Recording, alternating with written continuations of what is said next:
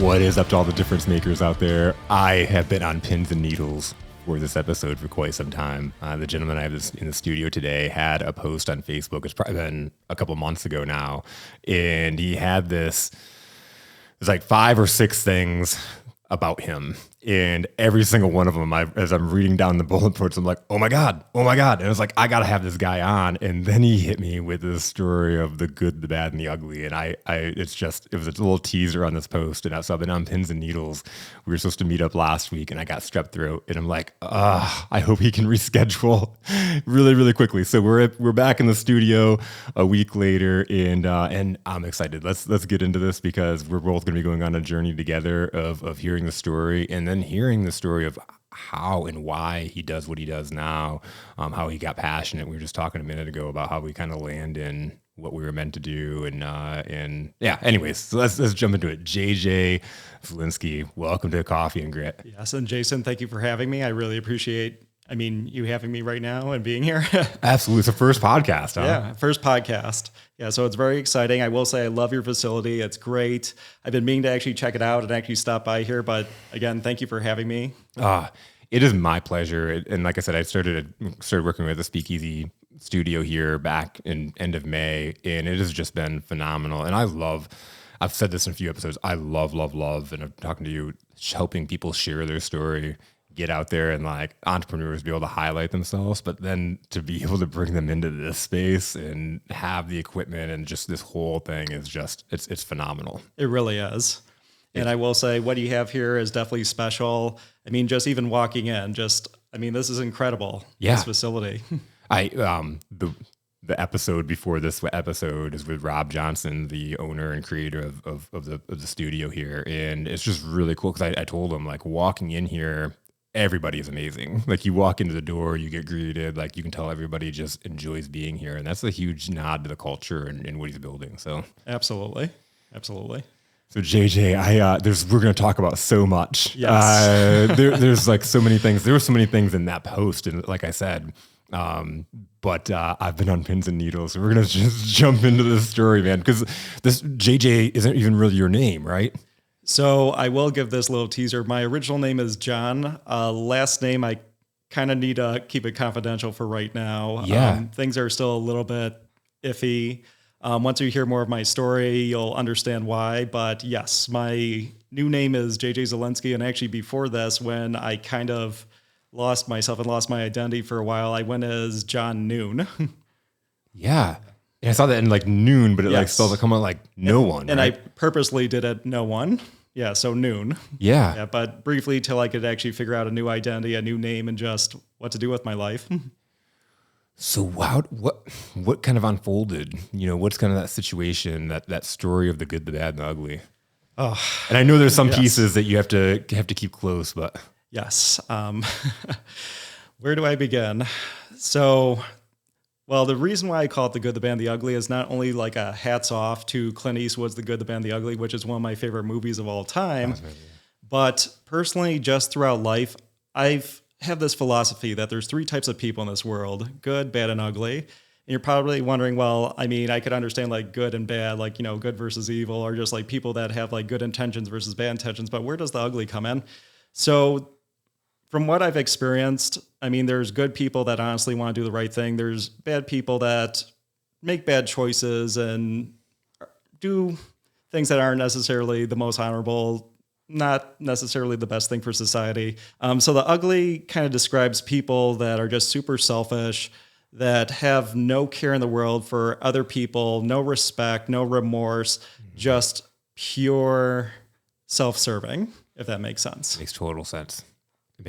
So it's like there are people that can be perceived as bad, but I think that there's a lot of people they don't see themselves as bad. They're doing things in order to survive or doing things based on their perspective or their experiences. So those are like the bad. But Correct. They may have ill intentions. They don't mean to purposely hurt people. And if they knew they were hurting people, they'd probably feel bad about it. Correct. And on top of it too, sometimes people just make bad decisions. sometimes people just in the heat of the moment too. I mean, I use this example. I mean, two people get into a fight and sometimes you say like really mean things.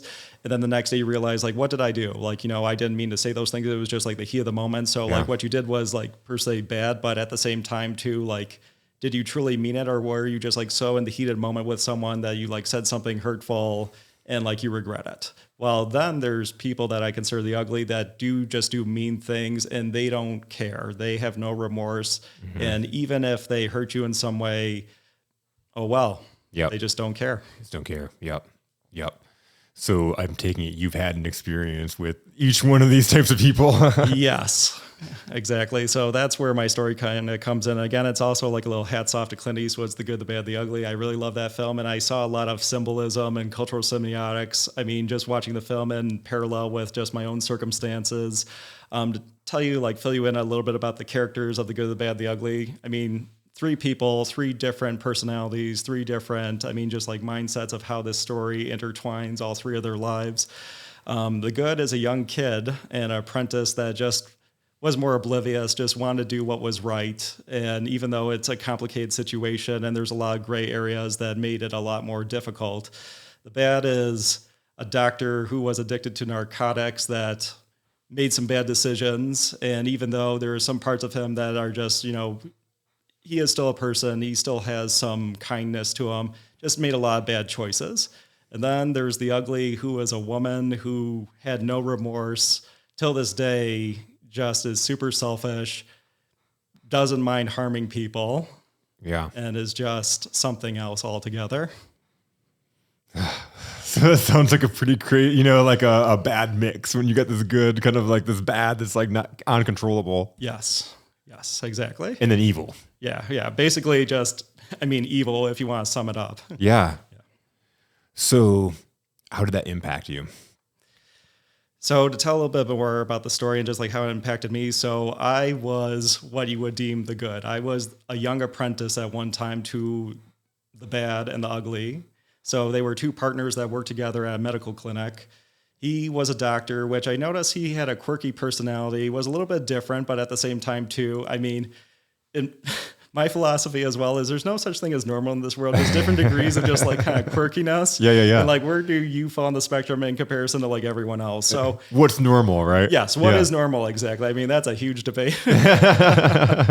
Yeah. So, just shadowing both of them and just getting to know each one of these characters and working alongside them, I just noticed some interesting things, especially with him. I noticed he would get into either like rage fits at times, which being a doctor, I don't want to stereotype doctors, but doctors have an attitude at times. Yeah. So I didn't quite think anything of it. And then this woman who was his partner, I noticed she was always kind of shady ever since the first day I met her, just always up to something. And I couldn't quite put my finger on it, but I always had kind of a bad vibe. And they were always probing for information, but it was like random information where it's like, I could see that there's wheels turning in your head. And I'm trying to think, why are you asking these questions? But just things around the office seemed a little off with this person. Mm-hmm. So as the story kind of progresses, getting to know this doctor and just seeing some weird things behind the scenes, one day I actually got a phone call because I actually came into work and like no one was at the office. I'm just like, where is everyone? It's just like, well, the doctor actually tried to kill himself. And I'm just like, oh my gosh, like I know he's got like a family. I know he's got kids, like what happened? Like he seems like a good guy overall. Like he seems like he's got his life together. Like he seems to have like things pretty good. So, once we came back to work, I wanted to ask him why, but at the same time, I wanted to respect his privacy, but it just was in the back of my head, just like, why would you do something like this? Like you have a family that loves you. Mm-hmm. You've got kids that absolutely adore you. You seem to have like things pretty good. So turns out, he was addicted to narcotics, which explains his mood swings. And I know that in the medical field, it's very popular these days. Actually, it's very common where you hear these sad stories about doctors or nurses or nurse practitioners being addicted to narcotics just because of the field that they're in and having access to it. But things started to get a little bit even more out of hand, where then I actually got a phone call from actually Lansing and actually from the authorities and some police officers about, do you know about any suspicious activity going on at the office? We speculate that not only is there just a problem with narcotics disappearing, but there's problems with the patients. There's potential racketeering. There's other things going on that, we think are definitely illegal and we highly suspect. And do you know anything about it? And of course, I'm just an oblivious kid. I'm just a part of this, just being the assistant and just shadowing. So a little bit of time ago before that, you just thought this guy just had some moon swings here and there, but overall he had his life together. Yes. So a few years pass. And literally as I'm working here, I'm thinking about this in the back of my head. Is this some sort of mistake? This can't be happening. He seems like a good guy overall. And I know that he had his problems. He seemed to get his life together. I know he did go to rehab and he seemed to be back on track. And I'm just thinking to myself, maybe this is some mistake, some misunderstanding. I don't think this gentleman would do this. But at the same time too, now I'm questioning, is this actually real? Should I get a new job? Should I start looking elsewhere? And I was actually looking for a new job at one point because I'm just I'm starting to get a little uncomfortable here. And I don't know what to believe. I don't know. And then talking to the partner, I noticed their stories were always a little bit different when I did kind of touch on the subject, just because I'm just hey, I got this phone call. I don't think that this is a made up situation, because I don't know, police officers would just call me just yeah, just making this up. But the weird thing is they kept on changing their story a little bit, the partner. So again, I didn't know what to believe coming from them. But then I think to myself, well, is it true?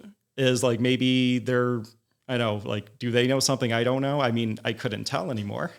And then one day I will say, after a few years passed, there was a raid of the office. Yep. So, Lansing authorities came in, raided the whole office, took computers, took documents. And it's then at that moment I realized, okay, this is real. I was so hesitant before because just I don't know what to believe, what's false, what's real. I just wanted to have a job at the time and I just wanted to shadow and just learn what I could. Yeah. But, turns out, hey, all this is real. Yep. And it's going down right now.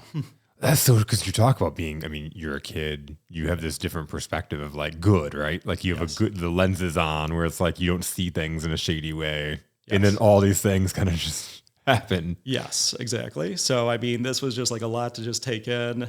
Obviously I got out of there because I'm just I don't know what's going on, but obviously there seems to be some investigation going on and I just can't be a part of this. And I left, but the story still continues. So, I was gonna say, I know it doesn't just end there because no, it definitely continues because now there's the law aspect, because now comes out there is plenty of evidence, there is malpractice going on. Now it's going to be a court case where, because you were working there, whether, you're innocent or not, you're part of this equation, and we needed you to testify, we need you to come in, we need you to talk about everything that's, you actually witnessed, that you actually saw. So then my life became entangled with theirs. And you could imagine it became a complicated case that lasted for several years. And with the law and with a court case, it's not just cut and dry like an episode of Law and Order SVU. Yeah. It's not wrapped up by the end of the episode. Yeah, exactly. It's not just it takes place over a week and that's it. No, this actually took place another few years. And just dealing with having to miss out work just to deal with court cases, it impacted me where it got to the point where, I had to change my name, and I'll get into that in a little bit as well. But yeah, it really, am I allowed to curse? Oh yeah, absolutely. Okay. All right. Well, it really fucked up my life. I will say that it definitely fucked up my life. It made things a lot more complicated. And then on top of it, the doctor before, he was eventually incarcerated, he was free and he went back on narcotics. Somehow he got a hold of them, even though he lost his license. And then started actually stalking me. I noticed that my mail would disappear. So someone was actually taking my mail, and turns out it was him. Yeah, because he wanted to make contact with me. And then actually we got into a few arguments actually at my home. There was a threat that he gave to me a few times, and it just, it got bad. Wow. Okay. So how do you move on from this, or how, I know you're still kind of dealing with it a little bit, but yes. How do you start to separate that? Well, the first thing is finding a new place to live and just kind Yeah. of hang out quietly. And I will say for the past several years, and the reason why I haven't really brought up this story is I've been dealing with the pressure of just like the aftermath of what happened. And I will say I kept my head down for like a long period of time just till this all blew over. But it did affect me like at my new job. It did affect me. I mean, even my mail, it affected me just being at my current residence. So their situation became mine. And whether I liked it or not, I'm now, involved in this court case, which I mean, it was horrible. How old are you when this all started? So I was in my early 20s Yeah. when it happened. It's like just one of those things. It's again, you get just entangled. It's not something you asked for. Yes. Yes. And it was really bad, I will say. And I was a wreck for a while. I didn't know what to believe. And also this person, this gentleman, this doctor, I looked up to him too. And I will say, I thought he would be a good mentor. I knew that he had some issues and he was like rough around the edges at times, but at the same time too, he really knew his stuff. He was very smart and capable at what he was doing. But then just knowing the truth, it's just like, ouch, that hurts. I mean, that really hurts. So what does that do? What did that do for your trust with people and like kind of moving in and finding other leaders and mentors, other jobs? I will say it's become very complicated. This next part makes it even a little bit more like, Yeah. how do I say this? So something that's also made this very complicated is I'm related to both the bad and the ugly. Oh. Yes. And me and the bad actually shared the same name. And that person, yes. And that's one reason why I changed my name is I realized, wow, you destroyed our name. Yeah. Yeah. Wow. Yes. Wow. And it gets even more complicated, which is, the ugly, who I'm also related to, I brought up, do you know anything about this? And for a long period of time, they played the victim card and I believed them. I did believe them hardcore that, they weren't involved with this. Yeah. But then as time progressed and as years went on, there's some things that kind of like came to light and I realized you're a part of this. Like, in fact, actually, eventually it came out and they didn't officially say this, but I confronted them. I'm like, did you start this? And they gave me a look and a smile and I realized you started all this. So even though they were doing things, you were helping out and actually you were doing the worst things. And you played the victim card and also they realized, well, there's only an opportunity in this law case to save one of us and I'm going to save myself. And even though it's going to destroy my family and all that, I don't care. And yes, and I'm unfortunately related to this person. Wow. Yes. Well, actually, both of them. Yeah. So again, just even more complicated. It's not just a mentor, not just a boss. These are relatives. Yes. So then to answer your question, my trust factor even now has been like a little bit out the window. This person too that I call the ugly, this woman. There's a lot more complicated history with them as well, even going on right now. They're very well known to be very vindictive. They've actually been diagnosed. They are a narcissist with sociopathic tendencies, and I've noticed that they've always. I was wondering that when we first started talking about the description of the ugly. Yes. So they've been diagnosed, and somehow I don't know how the law is cut up to them, even though I've gotten plenty of phone calls. I know that I'm not the only victim of theirs, but they victimize other people. I know that they seek revenge. If you piss them off, they'll actually do something and they have no remorse to do it. Mm-hmm. And it sounds like holds a grudge for a really long time. It doesn't just settle over. Yes, they love to hold a grudge. Yeah. So how do you start moving on? How did you start rebuilding your life? I know we talked about your wife coming in and being a big part of everything. Like, what does that look like? So my wife saw the tail end of this whole situation. So before I actually changed my name, I had the long conversation, what do I do? Because we share the name and it's not like a common name like Smith where it's just like, well, like there's so many Smiths where we could bury this under the hatchet. Yeah. It's just like, I definitely have to change my name and just separate myself and become just a whole different being than I was originally planning. So that became complicated. And again, that's why for a short while I became John Noon, just no one, because to myself, I was no one. I lost my identity partially. I didn't know what to do with my life. I had to basically start over again in certain ways. And the trust factor just went out the window. And it's just like, who do I trust anymore? I don't know. So when it comes to rebuilding my life too, I spent actually a lot of my childhood out here in Brighton. So I've actually seen 34 years of evolution of downtown here. That was amazing. Yes. And I actually had relatives on the same lake that I live, and I actually have my studio out. It's actually right on Briggs Lake. I love how your business name is Lake House Studio. That ties into it. Yeah, thank you. In fact, actually, that's why I came up with the name. Is I built a little log cabin, like barn right by the water. And when I was thinking of a name, I'm just like, it's like a little lake house. Wait a minute. That's what I'm going to call us, Lake House Studios. So cool. Yeah. Yeah, thank you. What a motivating place. I haven't seen it, but this sounds like a really motivating place to work at. Yes, absolutely. And you'll have to check us out sometime. We'd love to have you. Yeah. But yeah, going back to the like rebuilding, then for like a long period of time, I had to basically keep my head down and stay under the radar just because he was free for a while and he got hopped up on narcotics and was out of control. And I mean, the woman I couldn't trust anymore to save my life. So it's just like, who do I trust? I mean, I basically just have to keep my head down, and then it's just like, do I trust anyone? I mean, I don't know who to. Yeah. Yeah. Well, because those are family members. Those are, Yeah, exactly. So, I mean, my wife, she's a sweetheart. I knew that I could trust her, and she just helped me through all of this to just rebuild. It did also inspire me that, hey, even though I had to go through these fucked up things, I shouldn't let it interfere with my passions and my dreams. And my childhood dream was to always have Lake House. So ever since I was a kid, I could pick up a crayon and pen, like, this is all I want to do. I was the art kid that was doodling in class and wanting to create things. And I just knew, like, I want to do this. I want to run my own business one day. And regardless of these fucked up circumstances, you know what? I'm going to do it.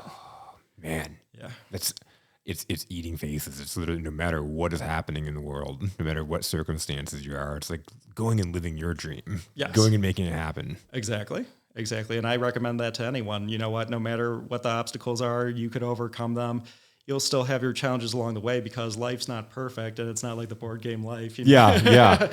Yeah, but you know what? It's not like you had this challenge and all of a sudden now you got over this and it's all smooth sailing. Right, exactly. And I'm still going through it right now. So the gentleman, the doctor who I deemed the bad, he actually passed away a little bit over a year ago. Okay. And one thing that helped me get over it is actually they let him out. He was supposed to be actually incarcerated for life, and they said he actually has a terminal illness. And one of his requests, because he's going to be released, we don't want to be responsible for what's going to happen to him in the near future, which is a very rare gift to give any prisoner.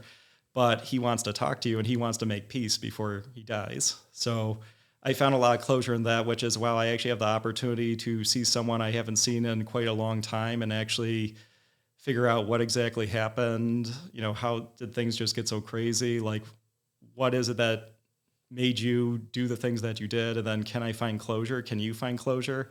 And at the end, we actually did find closure. So that really helped me to just get over this hurdle, make me find like some sort of peace with the situation. But I still have to battle the woman all the time, and she loves to stalk.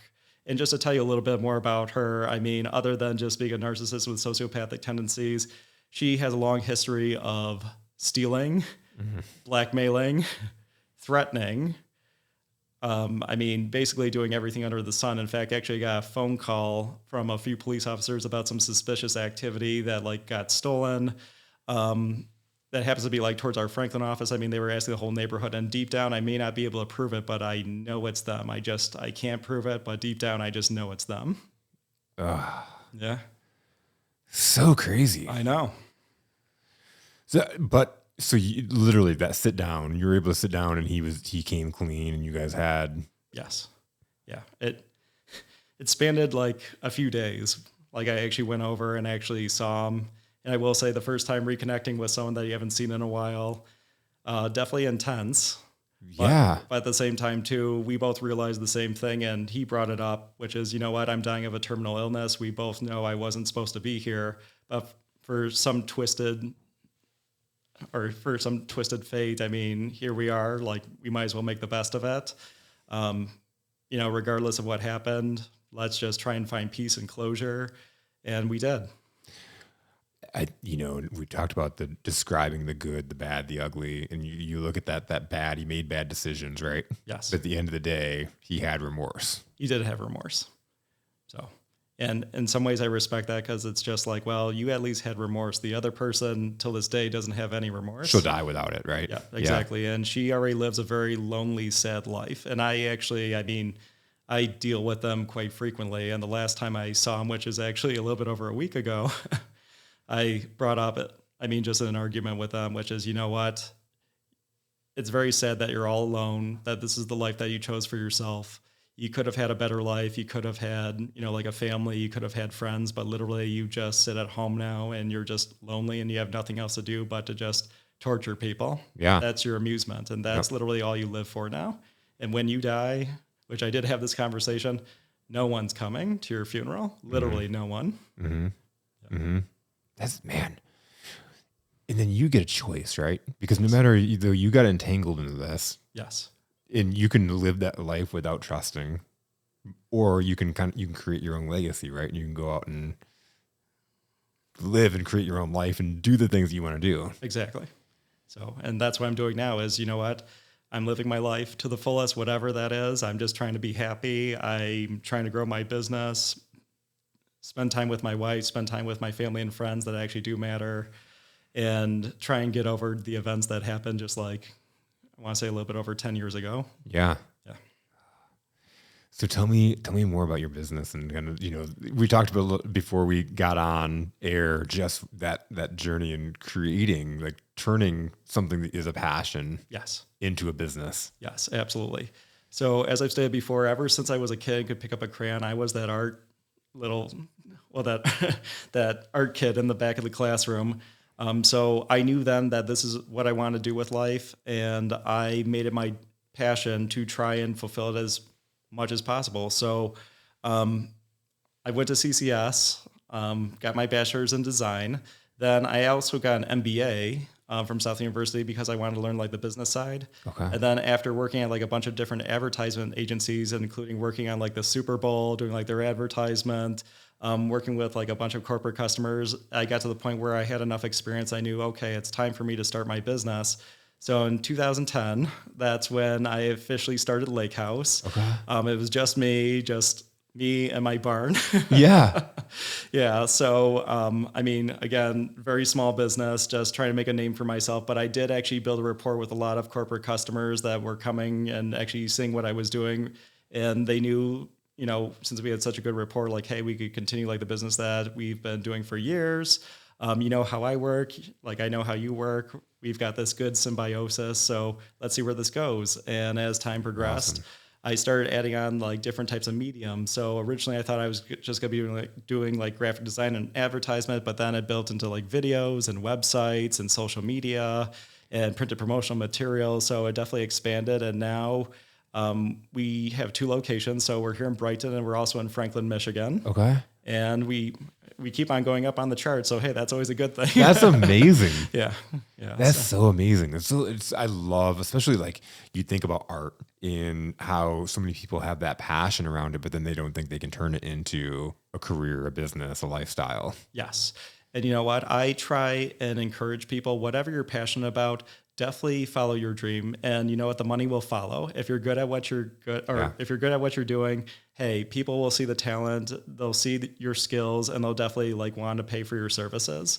And I see so many people nowadays, even kids I graduated with, that are you really passionate about what you do? Because, for example, I dated someone years ago who went into the medical field. Yeah. And I asked them, even in college, hey, are you really happy doing this? Like, I don't know too many people that want to go into genomics and like studying genes and how they work. And their mindset is, oh, well, I'm going to get a very big paycheck. So whether I like it or not, hey, that's what it comes down to, which, hey, I get it. I understand going for the money, but in the long run, are you really going to be happy with doing something that you're not really passionate about? Because most of the time, the people I see, they're not happy. Yeah. They become miserable after X amount of time. They get burnt out. But those who actually follow their passions, yes, it might be a little bit more struggles and you got to find like your niche. But once when you get going, you're happy going to work. In fact, it's no longer work anymore. It's something that you love to do. I mean, you're having fun, you're passionate about following your dream. And to me, that's more important. It's far more important. And, it's one of those things like I think there's like a chart of like sacrifices. What sacrifices are you willing to make and that kind of thing. But like just being able to define what it is that makes you happy. I love getting up every day and doing what I do, like and likewise. It's like Monday comes around and it's not like, oh man, like it's like starting it out and being able to like, again, do the thing that fills my cup, that gives me energy. Exactly. It's not work. It's true. It's true. And you know what? One thing I do tell people, you are going to still have obstacles because there's no perfect job. Let's be honest with ourselves. But it definitely makes things so much easier and so much more enjoyable when you're doing something you love and you're passionate about versus doing something that you hate. It's just like, it's definitely like a job where it's like, I'm just doing this just to live, but like, am I really happy? Can I really do this for the long run? And the answer is no. No, not without, and you see it. You see it all around us. You see the depression. You see, you see all the things that are happening in order to mask people's like just being miserable. They're 9 to 5 or they spend so much time not throughout the week doing something they don't like doing. Exactly. And I just, with this and seeing the people I talk to, it's like, it's reality. You can do what you love every single day. Yes. You don't have to hate what you do. Exactly. And that's why I try to encourage people like, hey, what are you happy about? What are you passionate about? Because you should be following that dream versus, hey, I'm working this 9 to 5 job that I hate.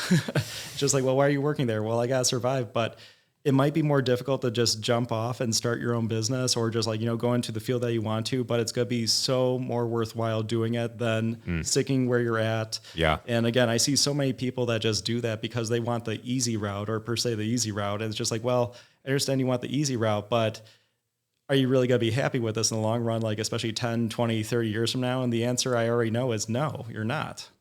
Absolutely not. Especially if you think about it all the time, if you really do think about these certain ideas, if you really think about your art all the time, yes. How do you go and then do financial planning? How do you then go and be an accountant? How do you do these things? Right. Whatever it is, how do you do these things when you're dreaming about that thing in the background? And that was me. I had this job that I had all the empowerment in the world. Like I enjoyed it. I was really good at it. It had elements to what I do now. Yes. Like the coaching, the developing, motivational speaking. But I had this overarching like things that I couldn't control. Like I had to stay under this certain umbrella, right? And it's like being able to now go out and have this business where I got to take all the best of what I love doing here, but then combine it into a business where I get to do that all the time. Yes. Because I hit this wall no matter how, and I had to I didn't know what was wrong with me. Why do I not want to go to work today? Like I have the best boss in the world that lets me do whatever I would need to do to get it done. Right. I have these people that I hired and I mentored and I love them. They're great, but I don't want to get up and go to work. Like what's going on? Right. Exactly. Well, you know what? I'm glad that you found your passion too. I'm on a mission to help as many people as possible find their passion because like yourself, I believe that everybody has a purpose, a passion, and most people are not doing it. Absolutely. And I'm kind of very similar to you, which is not only do I like hearing your story, but I want to hear like, why are you doing this exactly? Yeah. And is there anything I could do to help you out? And one gentleman, actually one of my first customers, I still see him all the time. He's actually in an electro pop group. And I remember when I first met him, just solo musician, didn't have a name, didn't have a brand, didn't have anything, didn't know what to do with himself. And now I see that he's playing in like New York. He's playing all over the United States. He's played in a few countries. And I'm just like, see, like, we talked about just like how we could actually move you forward. And I worked with him for years and years to help him build this brand. And I said, look, you're doing great. Like, don't forget who helped you out with this. But don't forget me when you're big. Yeah, exactly. But like, hey, how wonderful. Like, you started off with an idea. You didn't know what to necessarily do with yourself. And we worked together and look where you are now. Like, how wonderful. And you followed your dream. More importantly. And then you get to look back at that again. It's feeding back into you get to do what you enjoy. And going back to your story, like there's so much negative there. Yes. But then you get to empower and bring beauty into the world. Exactly. And you know what? My philosophy too is you could either dwell on the negative in the past and just let it eat you, or you could try and move forward. And it may be difficult. It may be painful, but you know what? life is beautiful. There's a lot of great things to appreciate. And even though everyone's got these shitty circumstances they have to deal with, and everyone's got their own demons and skeletons in their closet, are you going to really let it just hold you down, or are you going to try and move past it? And I know sometimes it's easier said than done to move past these. Yeah. Like, for example, myself, I still have to battle a certain woman who's complicating my life as well as several other people's lives that I know about. Yeah. But am I going to let her ruin my parade 24/7? No, I'm just going to keep on going. I'm going to try and keep on dreaming the way that I've been doing things and hope for the best. You create your own beauty. Exactly. It was one of those things, and we have a very similar story in this sense of I had the villain in my life, and it was my dad. And my dad was a very abusive guy, and I used to say that the only reason I'd go to his funeral is the only reason I'd go to his funeral is just to know, to confirm that he was dead. And he committed suicide at 43, and I went to his funeral just to confirm he was dead, not to mourn him or anything else. And I had this hate, I had this victimhood that I filled myself. I had all these excuses of I'm not doing well because of these things, right? And it's like one day, I don't, it's probably over a course of time, but it's just like this thought of like, this guy's dead, right? I'm spending all this time hating and blaming this one person that, even if he was alive, what does he do with that? Two, right. But three, he's not alive. And so like, he can't feel this. And even if he could feel this, it doesn't change my circumstance. The only thing that changed my circumstance is if I just start living for me and stop living in the past. That's great. That's great. And you know what? I'm glad that you actually overcame that. Thank you for sharing that with me too. I really appreciate it. And again, I love hearing everyone's story and background of like, what is it that inspired you, or what is it that, prompted you to actually still follow your dreams and make you the person you are today. And we all have our demons. We all have our obstacles. Mine is a woman that loves to terrorize till this day, but you know what? I'm still trying not to allow her to win, as well as, obstruct everything that I've been doing. She's not winning because you're creating the life that you love to do. Exactly. And even though it has its challenges, and some days she makes it very difficult, not just for myself, but for several other people as well. You know what? At the end of the day, it's just like, I'm pissed off. I may be mad at them, but I just got to move forward and just fuck them. Yes. Yeah. Exactly. Because that's what I said, like, thinking about my dad. Like, even, okay, let's say he had this evil plot in his head that he wanted me to fail. Yes. I think as I sat and looked at his circumstances, he was a victim. He was a victim. He was a victim of his dad, and he wasn't fortunate like me that I was able to understand that I don't have to repeat history. That I do have control of my destiny, and then not only that, I'm gonna change the whole script. My son's not gonna know what abuse is. My son's not even gonna he's gonna be so far away from that. My family is gonna be so completely different. It was a huge motivator for me. It was like, F them, fuck them, right? Like, absolutely. I'm gonna go out and build my life, and I'm gonna go out and and so and I did that. Yeah. On that kind of in spite of what's going on. Absolutely. And that's amazing to hear that. And you may have read it too on my social media page, but I also had a difficult childhood. Yeah. My parents were rough around the edges. My dad was a boomer, grew up in a different time period where affection wasn't really like a thing, was abusive. I know that my mom, she became her father. So I know that my grandfather, he passed away right before I was born, was definitely abusive to the nth degree. I know my grandmother got divorced in a time period which divorce was very Not rare. common, yeah. Yes, and you only got divorced if things were really bad. And it got to that point where it was really bad. And seeing her, I realized her philosophy is you could either be the wolf or the sheep, and she chose to be the wolf. And it just said it's sad. Luckily, I'm here to break the cycle. After what I experienced, I'm never going to have that happen. If I have kids one day, they're not going to experience the same thing I did. And you know what? Your legacy's over. Yes. You create a new legacy. Exactly. A better one. Yes. Yeah. More positive. Because we can't control those other people. We can't control and change that evil person, right? We can't control her intentions. Exactly. But we can impact the world around us. Exactly. And we could either choose to make it a more beautiful place, or we could be stuck in the mud with them and just be negative. But you know what? I'm not going to do option B. I'm definitely going to do option A. Yeah.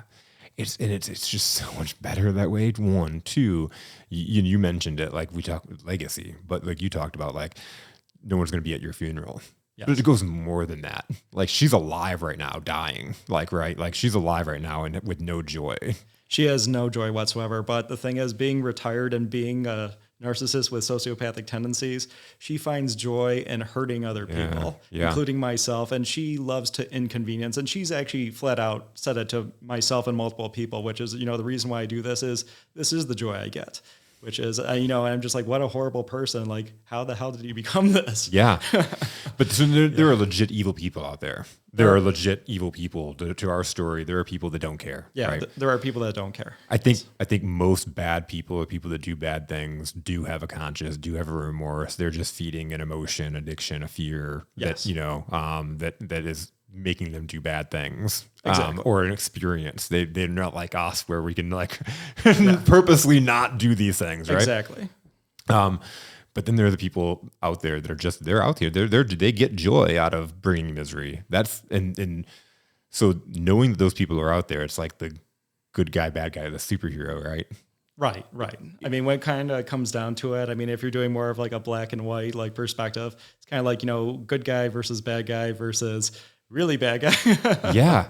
Yes. Yeah. Well, it's a matter of like, when we know those people are out there and they're going to impact people's lives and make it miserable, I feel like my responsibility is to be the light. Yes. My responsibility is to bring as much light to people as possible to help them when I can, to help people share their stories so that other people can hear it and be inspired by it. Yes. And, that's another reason why I want to tell my story. I know that there's some aspects that I can't quite share just for protection's sake, but at the same time too, I hope to inspire. I know that there are people out there struggling with something very similar to myself. And I hope that, maybe these individuals might hear this story and realize, regardless of the bad obstacles that we face, there is the opportunity to always try and do better and try and may not necessarily like 100% get rid of these obstacles and these struggles, but find a way around it to where I could still live a normal life, still be positive, still be passionate about what I do, and be happy in the long run, most of all, because life is too short.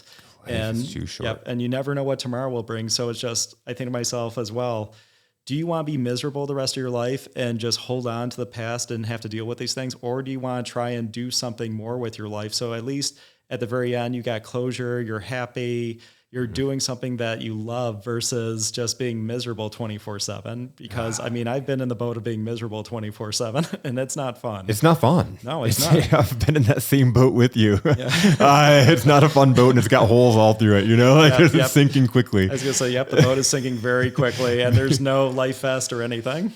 But to your point, life is so short. Just on Saturday, I was at a funeral for a 19-year-old. Ooh, I'm sorry. And I didn't know her. I played basketball with her dad. And it's one of those things like I could not imagine, you just have to be there for somebody that's going through that because there's nothing I could possibly say. Exactly. I don't even want to think about what that would be like. Right. So but she was 19 years old. She was playing college athletics. She was going to college. She had all these life plans. Yes. And so a big motivating factor for me is like, we don't know. We don't know when that's going to end. What are my last things that I do? Exactly. Did I make somebody smile? Did I impact a life? Did I change a life for a good? Exactly. Or did I make somebody miserable? That's true too. And I mean, with that, everyone's going through their own struggles and I try and be kind just because you never know what the person next to you has been through and what they currently deal with. So it's so much, it takes less energy to actually be kind than to actually be a miserable person and actually ruin someone's day. And that's why going back to this one person who still inconveniences my life, you put in so much energy just to be negative and they know that they're being negative, but they don't give a damn. Yes. And I think to myself, like, how can you live with yourself? How do you sleep with yourself constantly being in this toxic environment and you want to, make everything you touch turn to shit? That takes so much energy. Like, why can't you just be a decent human being? It's not that hard. It's not that complicated. But I realize, due to their mental illness, they could never be the person that I would hope they would be. Yeah. They could never be normal. They could never, just have a compassion or have a remorse for what they do. Exactly. And even getting into arguments with them the few times I've actually encountered them, I've brought up the same thing, which is just, I know you can't see past your illness, but what you're doing is wrong. I know you don't understand right from wrong. You just care about yourself and just your self-preservation. But at the end of the day, you're going to live a very lonely life. No one's going to come to your funeral, including myself. And it's just very sad that this is the life you chose for yourself and you are just something else. Well, and even outside of the funeral, what happens when that person gets old and sick? Who's taking care? Like there's nobody there. Yeah. And that might be where that person really feels that impact of the life. And I think about that too, just because they're older, I know that their health's not the best. So, when it comes to having someone take care of you, even if you get 8, are they really going to stick around and want to take care of you because you're such a negative person and such a dick? I'm going to be honest. Like, are they really going to care? And no one's going to care for this person. I mean, I don't care. Everyone I know that does know them, they don't care. They say the same thing. They're just a horrible person. They are a dick. And that's sad, that this is the life that you chose for yourself. Yep. Yeah. It's one of those things you can't save everybody though. And it's like one of the, you have to realize when you can't and move on and create your own life. Exactly. So speaking of impact, another thing you shared in that post was how you saved a young man's life. Yes. So this is back in college. So I used to work actually at an athletic club. I was actually a swim instructor for a number of years. So I was actually teaching some kids how to swim, and I had one of my buddies next to me. He was facing the opposite way. So his head was actually facing like behind me, and I was actually like facing just like forward with his back, like more like towards mine. And all of a sudden I hear, oh, fuck. And I turned around and some random toddler just literally jumped in like the 9-foot end and was completely lifeless, white at the bottom of the pool. I panicked. We all panicked. I mean, I remember I just screamed, oh, fuck. Yeah. And I just swam as fast as I could and dove under and grabbed that kid as quickly as possible. The kid was pure white, just throwing up water constantly. I thought for sure, oh my gosh, the worst thing's going to happen. And actually, the kid turned out fine. He was fine. He actually walked away from the situation, but completely lifeless, all white. I mean, even when I pulled him out, completely dead weight. I'm just like, oh my gosh, what happened? And then I was asking my buddy, I'm just like, where did this kid come from? Like, he's not part of our group. Like, where's his parents? Which the parents weren't even around. Whoa. Which is more amazing. And I'm just like, what happened? Like, literally what just happened in like a split second? This kid just all of a sudden jumped in, fell to the very bottom. And I'm so glad we were there. And I'm so glad that I got to save a life that day. But at the same time, too, just like, what happened? No, you don't know what happened to this day? To this day. And I think one of my managers talked to his family about the whole circumstances. I mean, I haven't seen him in years, but to this day, I'm just so perplexed. Like, why weren't you around to take care of your kid? Like, you were nowhere near the pool. You were nowhere in the facility that I'm aware of. Did you just like leave your kid with someone and did that person walk away? I mean, I still don't understand, but all I know is there's a kid lifeless at the bottom of this pool. And in that split reaction, it's just like, okay, I need to swim as quickly as possible to try and save this kid and hoping, fingers crossed, that nothing happened to him. Yeah. Was that local here? Or? So more towards the Franklin area. Okay. Yep. Yeah. So I was working out there at the time. Okay. So interesting. Yeah. That's so crazy. Yeah. It was wild, man. And I will say, what adrenaline rush in that split second when I turned around and just, oh, fuck. Oh my God. No kidding. Yeah. And then like pulling him out of the whole thing. I could imagine that whole adrenaline afterwards. Yes. And just like completely lifeless. And then eventually just started throwing up water just continuously. I'm just like, oh my gosh, like, please don't die. Please don't die. Please don't die. And then again, where did this kid come from? Who is this kid? It's insane. Yeah. Oh my God. Wild thing. Yeah. No, it's, I was going through this. I'm like, oh my God, I've got to have you on the show. And we had just met each other briefly at the networking event. It was just around the corner here at Stout. Stout, the co-work networking event. Yeah. Do you go to many of those events? I try to as many as I can, but sometimes, depending on work and projects, it gets a little bit more complicated. I mean, timing wise, but whenever they do have them, I love to go out. I love to network. Again, I love to like meet people and hear your story. Everyone's got a story. I'm very interested in like, what is it that made you, as well as like, what is that creative spark that like inspired you to actually become, the person that you are today and go into the professional field that you're in. We have so much in common. I could sit and talk to people all day about that thing and that driver. Likewise. I was talking about it before we started recording in high school, I knew I wanted to either be a psychologist because I wanted to help other messed up people like myself that had these barriers and, like childhood problems and stuff like that. Yes. Or I wanted to be a sports journalist and I became a salesperson instead. But then you fast forward and it's outside of the box. Like, look at us right now. Yeah. You look at the journalism piece, we're in the studio, and I've really enveloped that piece in my content writing and my, so like that passion, that purpose that I have always had, that skill that I've always had is now I've went down a different, outside of the box, creative, different medium that I'm in. My work that I do is mostly psychology. It's mostly helping people overcome barriers and limiting beliefs and adjusting their perspective. Yes. Well, I will say, hey, I know things like changed a little bit, but what you're doing here is amazing. I will say your facility is incredible.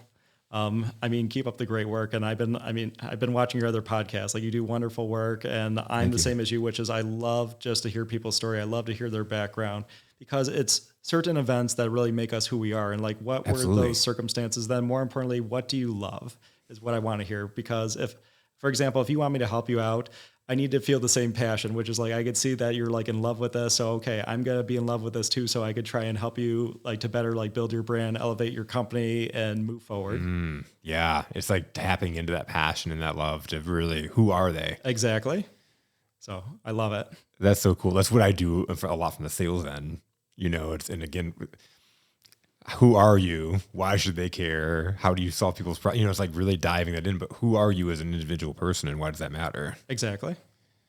And again, everyone's got their own unique story. I mean, everyone's got their demons too, but it's all these circumstances that shape you into who you are. And again, I love just to hear like, okay, what is it that really drives you to be passionate about the field you're in, the career that you're in?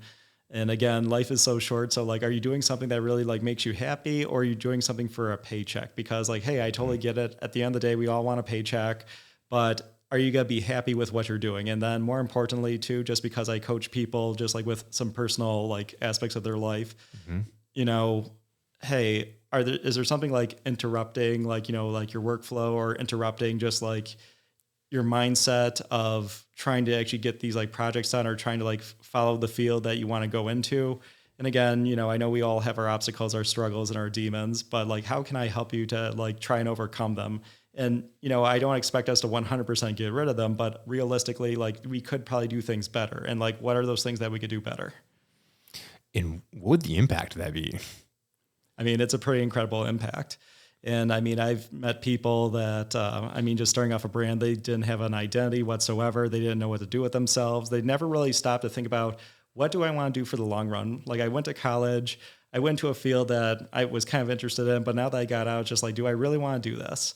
And then it's just more like sitting down with them, hearing their story. And then sometimes it's just like, I know you went to college and you went to this degree, but it sounds like you hate this. Yeah, it sounds like this is not for you. And, something I tell people too, a degree doesn't necessarily define like, who you are and what you want to be. So I know this one gentleman in particular who is in this electropop group.